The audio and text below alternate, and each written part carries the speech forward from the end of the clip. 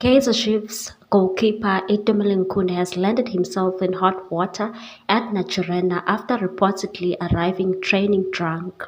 The veteran goalkeeper allegedly arrived at training under the influence of alcohol. While the club are yet to provide any details on the report incident, reputable local publication Far Post broke the story and have claimed that Khune is set to be suspended and stripped of his leadership role.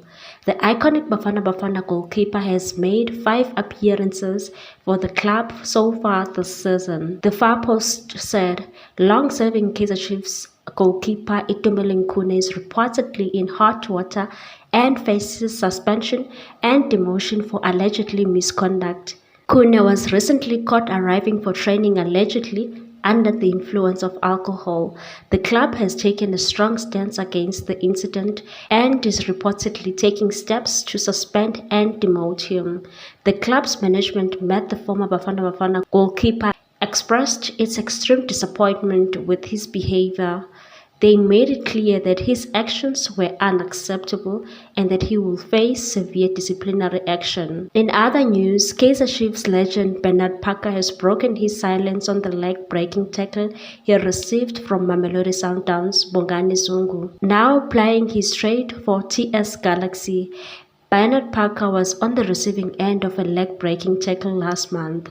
The Bafana Bafana legend underwent immediate surgery. He is now on the mend, however he'll remain on the sidelines for an extended period of time.